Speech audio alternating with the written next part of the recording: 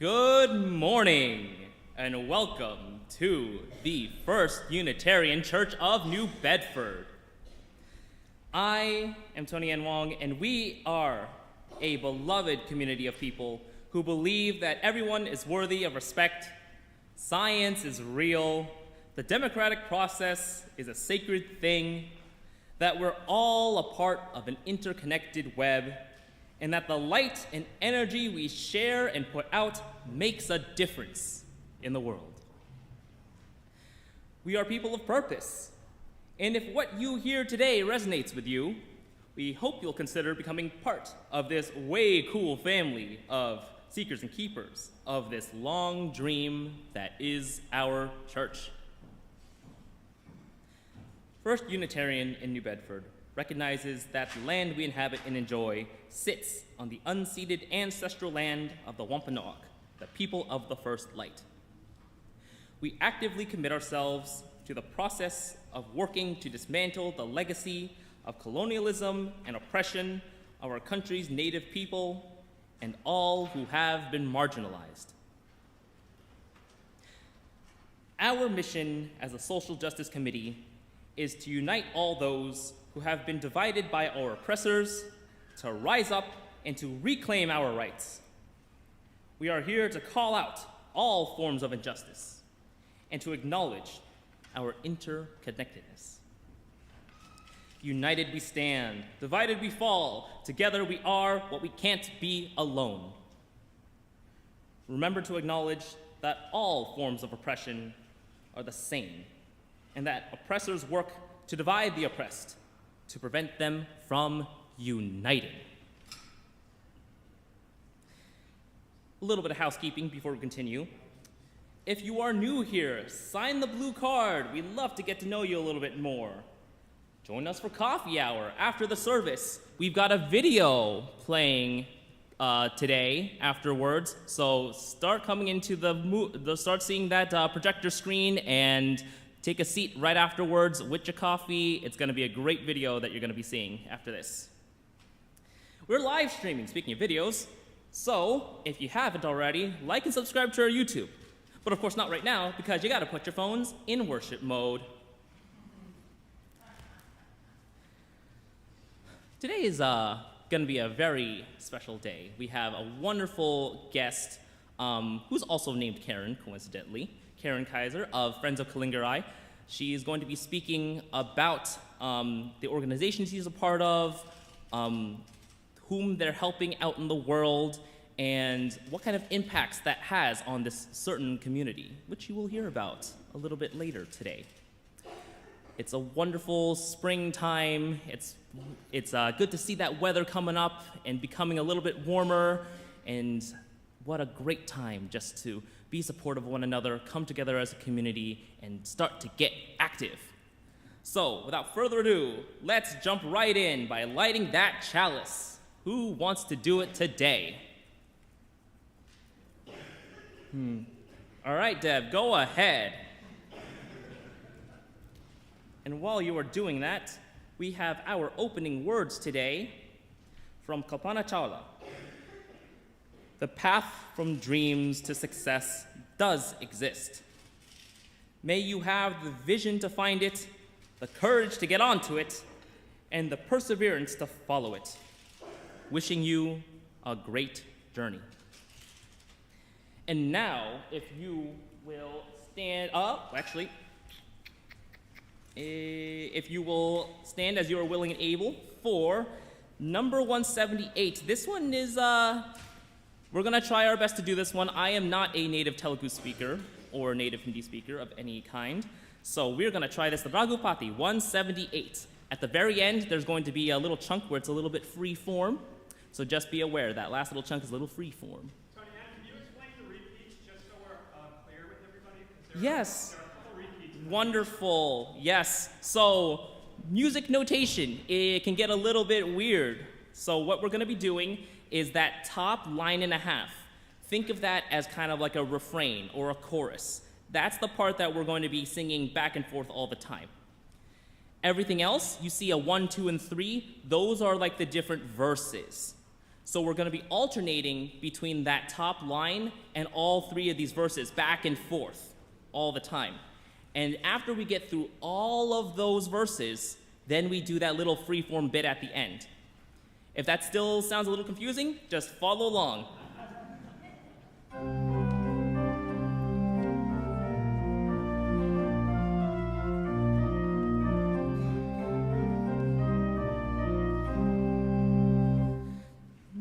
Raghupati ran gavaran taram patitaram pasitaram sitataram je sitaram patitaba pansitaram. Number one. Sitaram je sitaram patitaram sitaram sitaram je sitaram patitaram sitaram. Back to the top. Raghupati ram gala raja ram patita pavan sita ram tira gavara jaram patita pavan sita ram. Second. Esara la re re nam Sakosan motitse pakwan Israela terenam Sakosan motite pakwan Raghupati Raghavara Jaram Patita Pavan Sita Jam Raghupati Ram Gavara Jaram Patita Pavan Sita Ram Sitaram je Sitaram Patika Pavan Sitaram Sitaram je Sitaram Patika Pavan Sitaram Ragtirati Ram Gavara Jaram Patita Pavan Sitaram.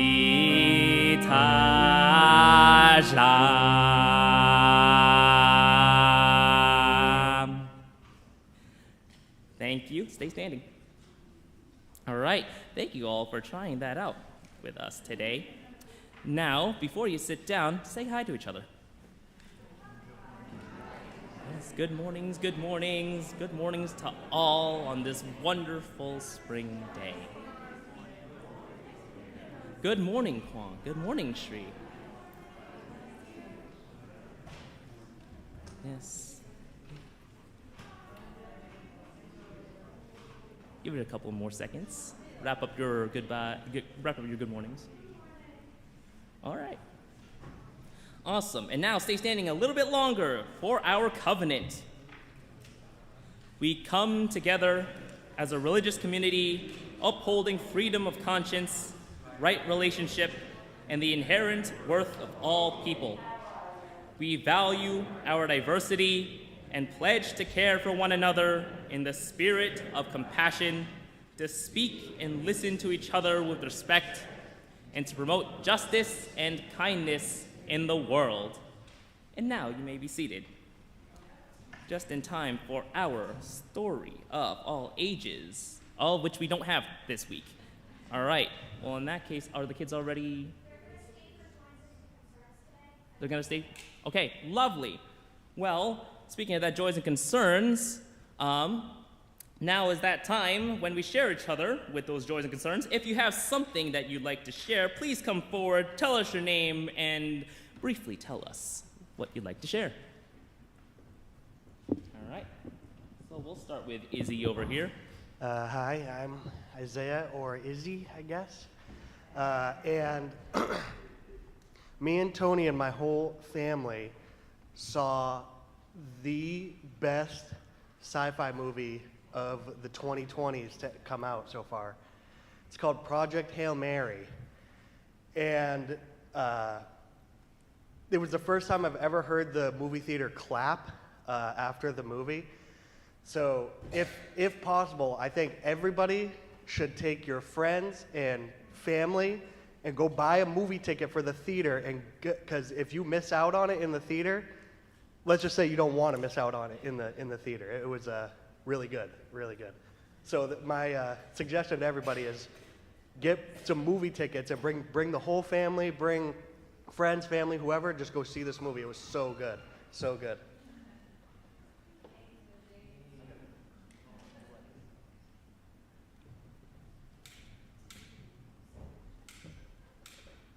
My name is Steve Carmel, and I work in the thrift store. And a lady passed away in Dartmouth in a nursing home, and she's offering up furniture and an electric chair. So if anyone in the congregation is interested in a chairlift chair, please contact me.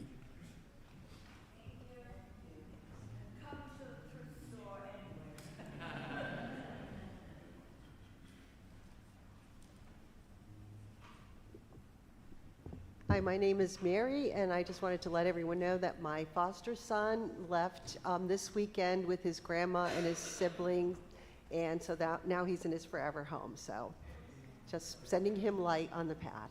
And also, I'm halfway through Project Hail Mary. I'm reading it, so I can't see the movie till I finish it, so I've got to finish it by next Saturday.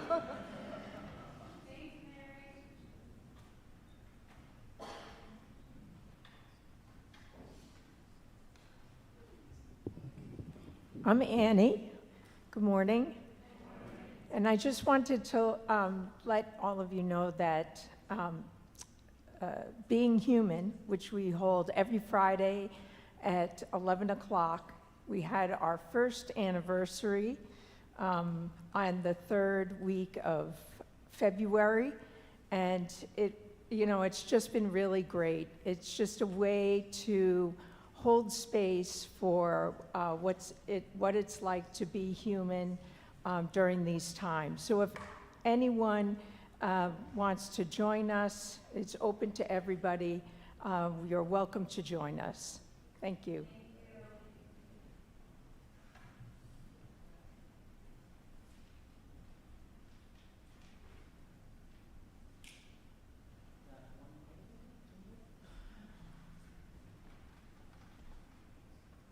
Sorry for the delay. Hi, I'm Lisa C. And the reason why I'm up here is we do have a problem with society with us, and I hope we all work on it and get everybody to love us because we deserve to be loved.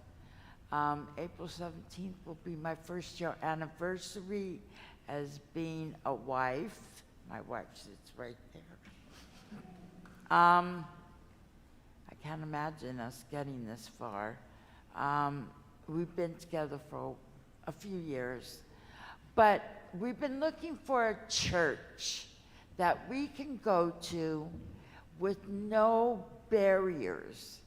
Now, we know that there's a few churches around here with barriers. So I'm grateful we found this church. This is our first time, and I'm sure we'll be coming back. But the most important thing is that, love is a four-letter word, and it needs to go around a lot more, really seriously. There's not enough people out there to be loved, or loved back. We live in a very hateful world, and I'm sorry about that. But love to all of you, and have a great day.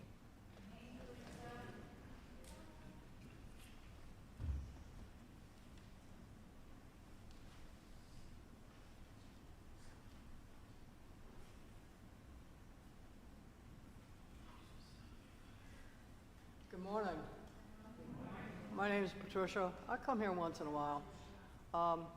This is a little bit maybe like an advertisement, but I wonder how many people here have ever heard of my brother's keeper. I volunteer in 3 or 4 places. I'm a carpenter's helper there when my arm isn't being operated on.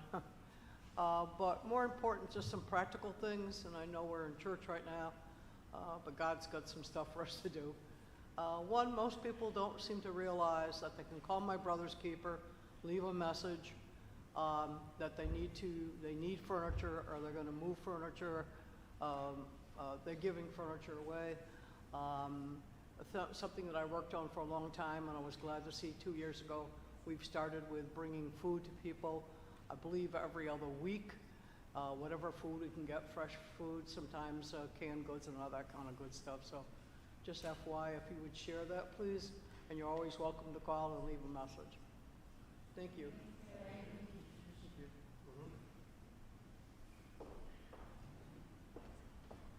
Good morning, my name is David. First and foremost, so 2 things. Welcome Lisa and wife to our Gothic Norman castle. Crystal, welcome Lisa and Crystal, and any other newcomers, welcome. Please, I hope you will join us for coffee hour after, so we get to know you, talk to you. We won't talk to you about any dogma or anything, so, you know, keep it light, but you can keep it as heavy as you want to, so it's a safe space. And the other joy that I had today, other than welcoming the newcomers, is happy spring equinox. I went on a run this morning and, you know, see the daffodils coming up and other bulbs coming up, and it's the small things that make me happy sometimes. So I hope you all remember that, and thank you.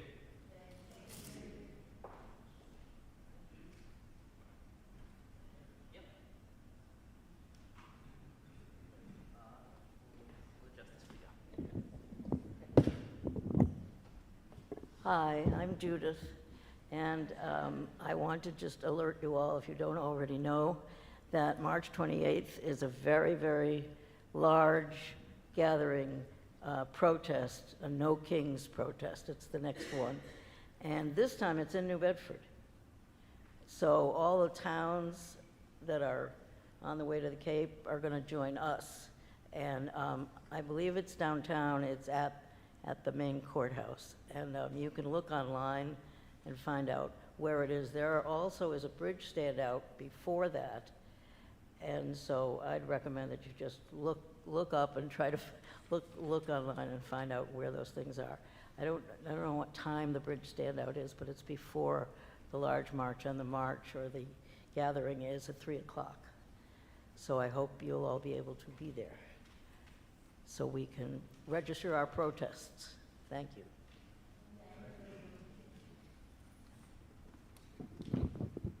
All right.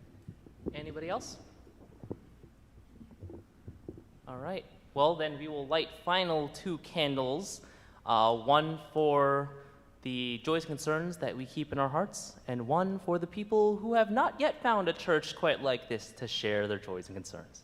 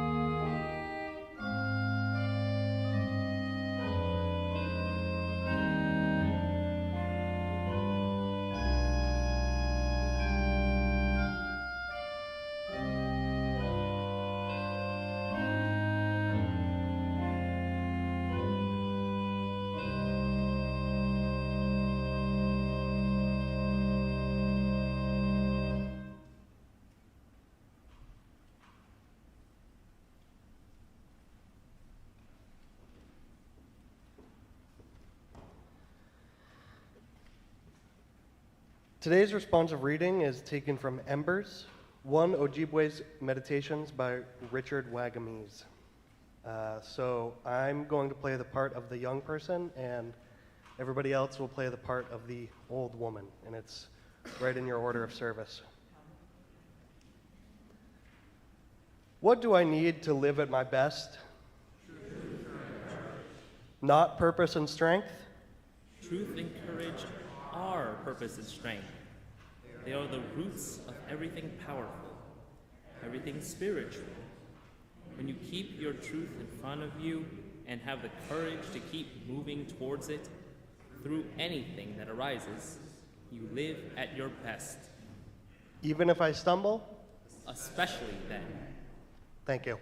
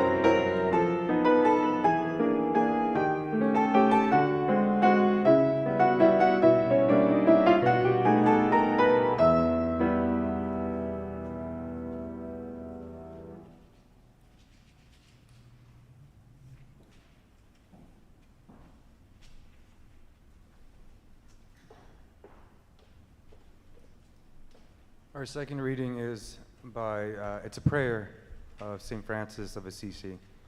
Prayer for peace. Lord, make me an instrument of your peace.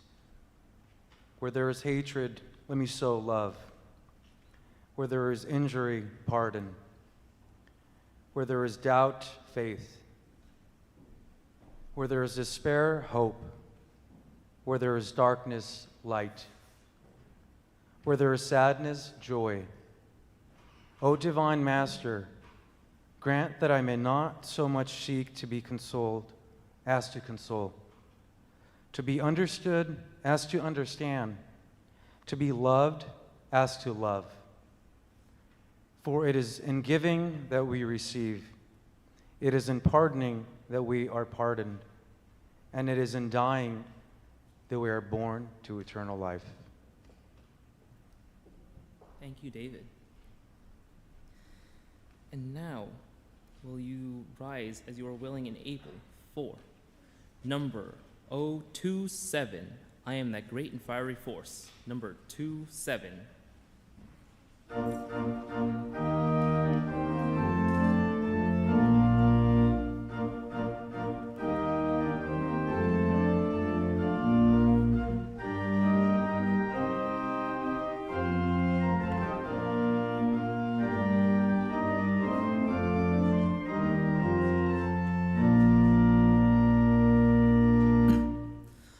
I am that great and fiery force, sparkling in everything that lives, in shining of the river's course, in greening grass that glory gives.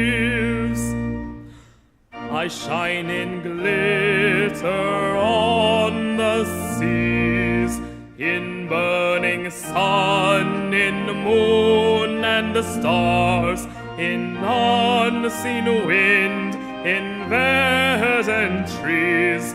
I breathe within both near and far. And where I breathe there is no death, and meadows glow with beauty's rife. I am in all the Spirit's breath, the thundered word, for I am alive.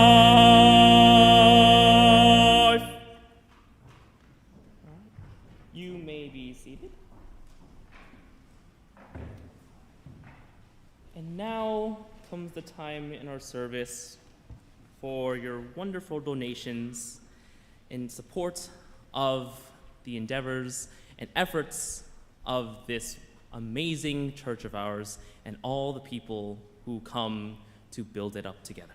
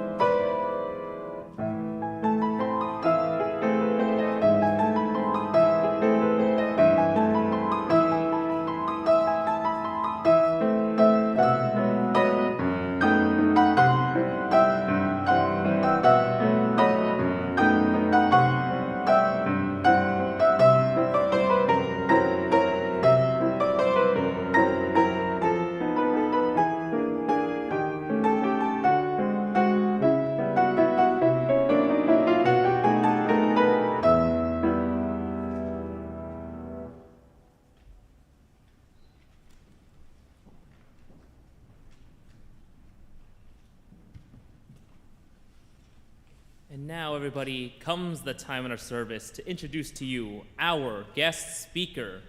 Karen Kayser has been a leader in the organization Friends of Kalingarai. It is an organization dedicating itself to helping out the women and the widows of the region of Kalingarai, which is in South India. They have been working to make sure that they receive benefits and support and reintegrate them in life.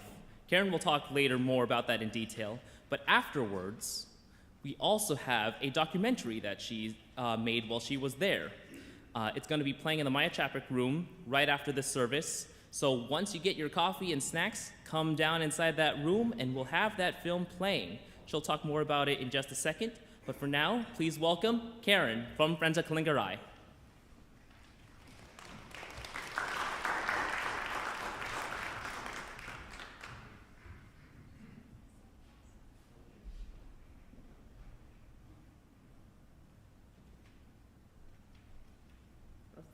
Thank you, Tony.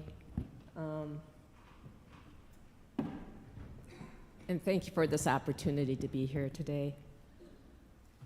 Can you hear me okay? Okay. So it's December 2005, 1 year since the Indian Ocean tsunami. I'm walking along the shore of the coastline of India that was most devastated by the tsunami. Although it is a 1 year anniversary of the tsunami, I see empty houses with 2 or 3 walls still remaining, damaged fishing boats scattered along the shoreline, remains of a toppled Hindu temple that's lying in the shallow water, pieces of cloth from women's saris, and they're still clinging to thorny bushes that border the shoreline. The damage and the remnants of the damage are still apparent. Only the people are gone. Along the southeast coast of India, approximately 10,000 people, mostly children and women, were swept away by the waves and drowned. Many of the men in this region were out in deeper waters fishing, as the early morning is the best time to net a good-sized catch. When they returned, they could not find their villages. Buildings were flattened. Cars, buses, and even trucks were carried away.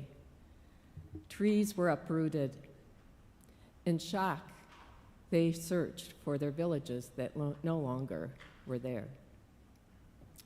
So 10 students from Boston College and I spent our Christmas vacation in 2005 interviewing emergency responders, filming a documentary, and listening to the survivors' stories. Our hosts were 2 Indian Jesuit priests, sisters, Catholic sisters, and volunteers from local communities. They had formed an NGO. NGO is a non-governmental organization called South Asian Peoples Initiative. Some years later, they changed the name. They renamed it to Kalingarai, which means beacon of light. After conducting a needs assessment, the NGO identified that the women, especially the widowed or single women, were significantly impacted by the tsunami, more than the men. You ask why?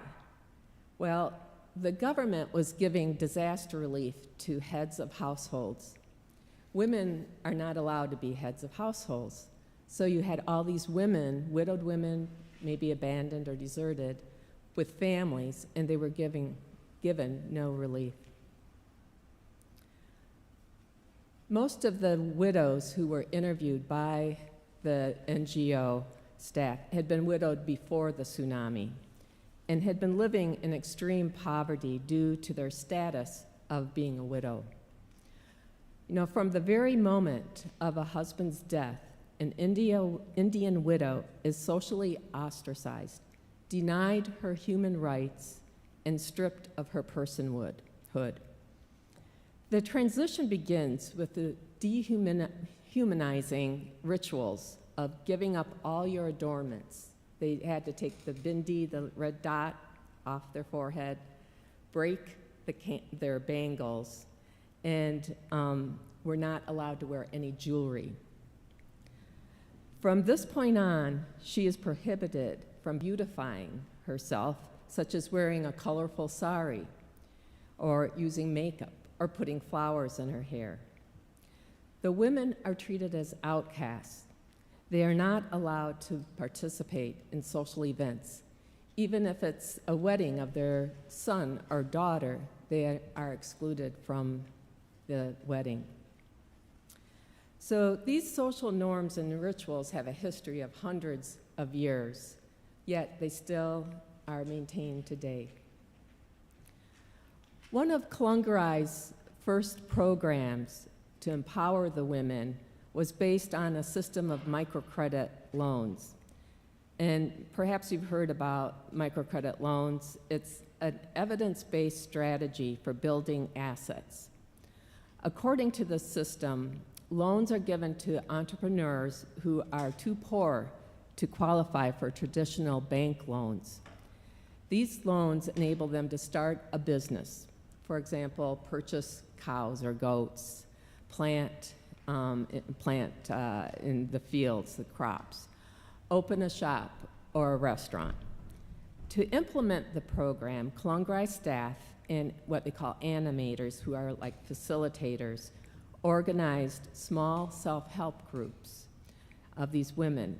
And in these groups, they were able to identify the needs of the women and give them a loan. 2 leaders in each group were trained in managing the bank account and maintaining records of the deposits and loans to the women. And these self-help groups have endured. They usually meet about every 2 weeks, but it's up to each group how often they want to meet and the rules that they want to have. So the self-help group not only supported the women with their financial needs and asset building, but the women supported each other in terms of, like, they'd go out in public and start businesses and wear jewelry and put their bindi back on and attend social gatherings. So the women were empowering each other. The support from the groups had also a positive impact on the women's self-efficacy, their psychological well-being, their self-dignity, and the realization that they had rights. Over the years, the women expanded their asset-building activities and their entrepreneurships, and they include now just dozens of different businesses. So in the process of empowering women, the self-help groups joined with other like-minded women's groups to launch a movement.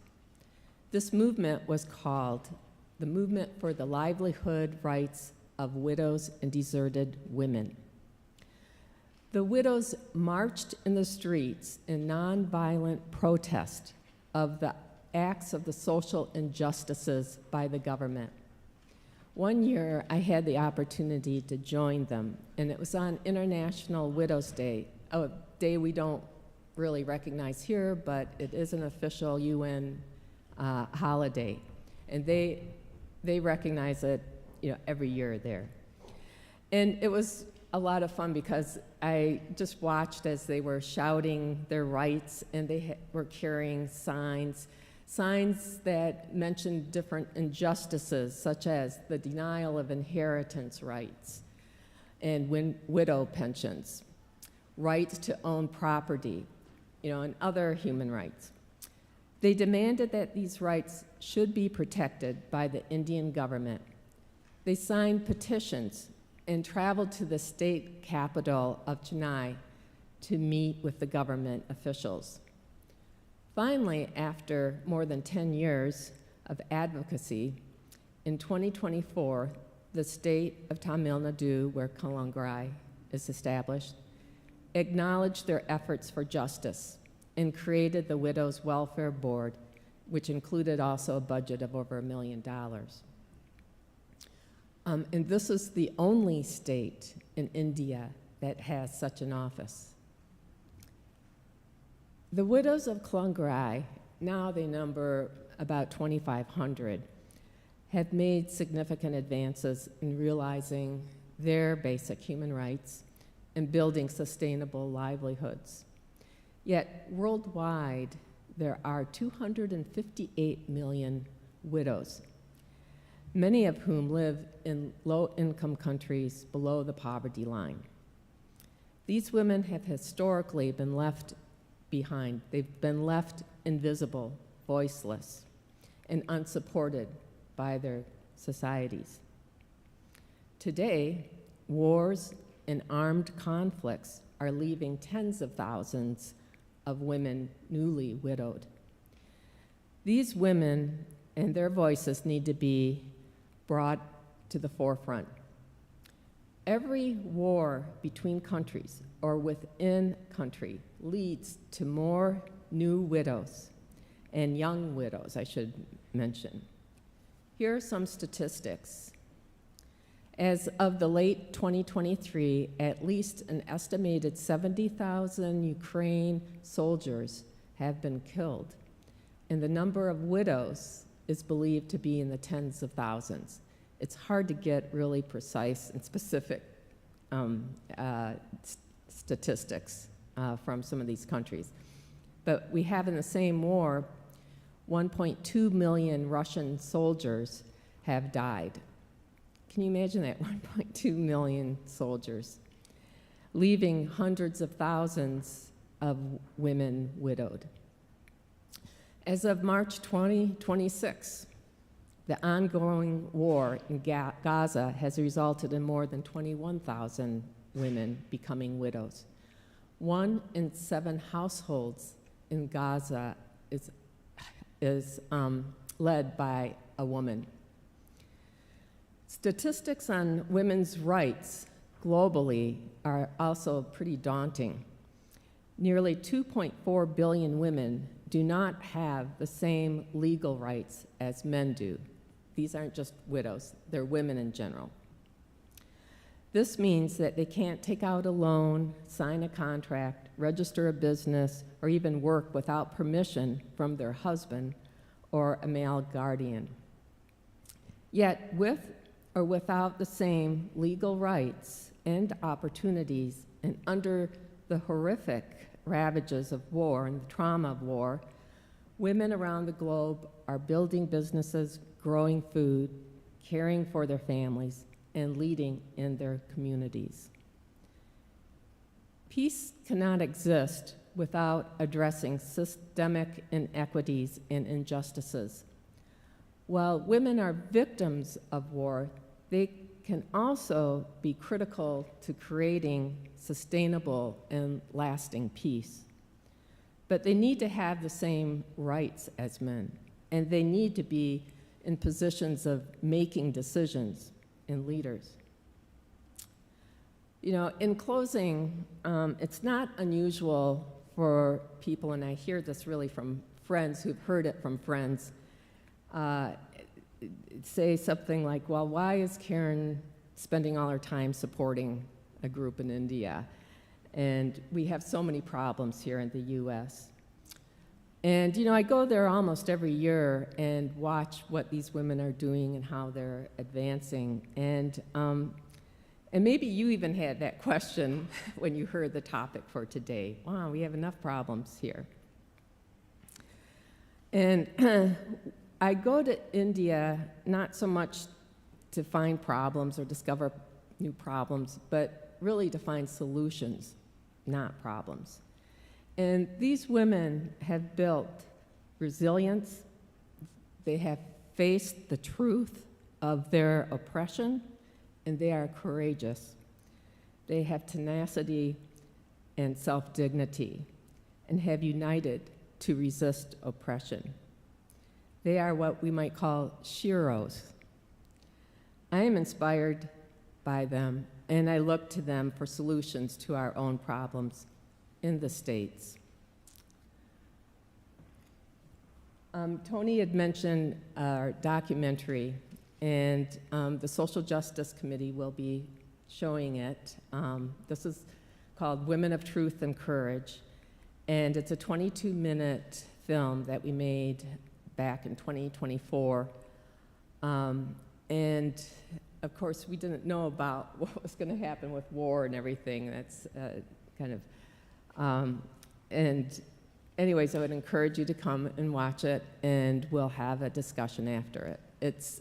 It's by the women. They're all, widows from Kalungari that are speaking, that are I guess you'd say, the actors.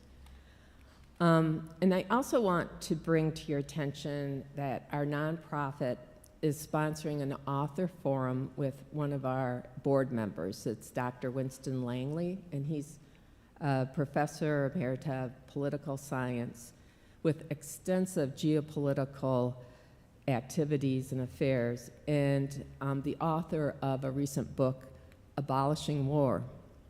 And he'll be in conversation with another professor who is local, Dr. Deborah Winslow Nutter, who is also a political science professor. And this event is in 3 weeks, April 19th, Sunday, at 4 o'clock at the UUSF, I guess, Unitarian Church in Fairhaven Auditorium.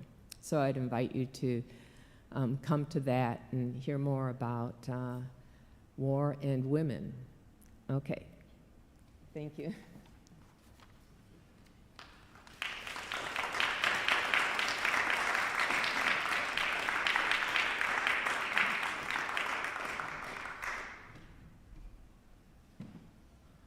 All right, Karen Kayser, everybody.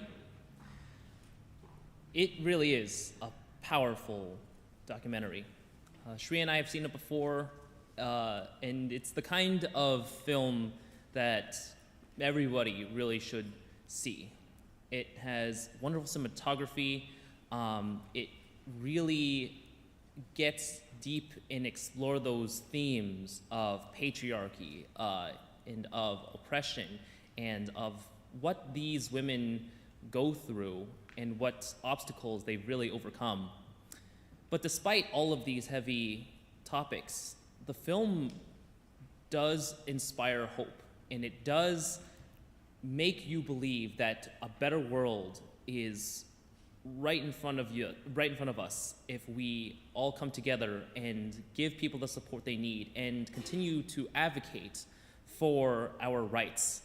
And I think what really makes this film especially powerful in our lives here in the US and beyond is that if they can do it in a region in Southeast India, in Kalingari, then it is possible to do this anywhere you go, to be able to stand up for somebody who is being pushed down, to lend a hand and lift somebody up, and to be there and listen to one another, even though we might come from completely different walks of life. And now for our final hymn, number 076, The Flowers That Bloom About Our Feet. Stand up as you're willing able for number 076.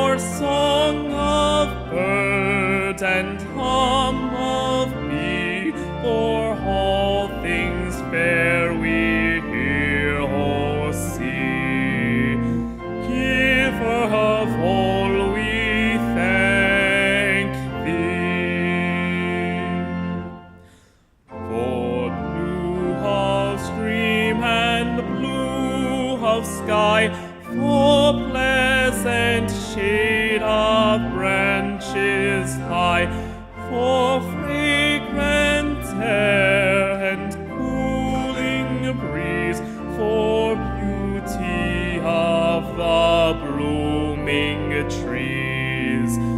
Giver of all, we thank thee.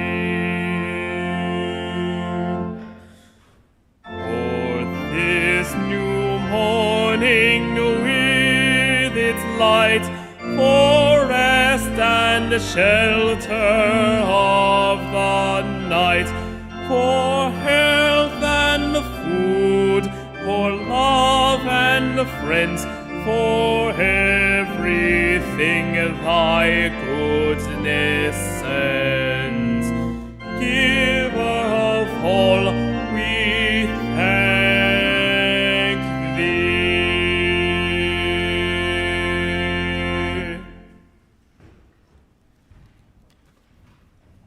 You may be seated. Our closing words today are from Malala, the one who was shot by the Taliban for believing in women's education. In Pakistan, when women say they want independence, people think this means they don't want to obey our fathers, brothers, or husbands. But it does not mean that. It means we want to make decisions for ourselves. We want to be free to go to school or go to work. Nowhere is it written in the Quran that a woman should be dependent on a man. That word has not come down from the heavens to tell us that every woman should listen to a man.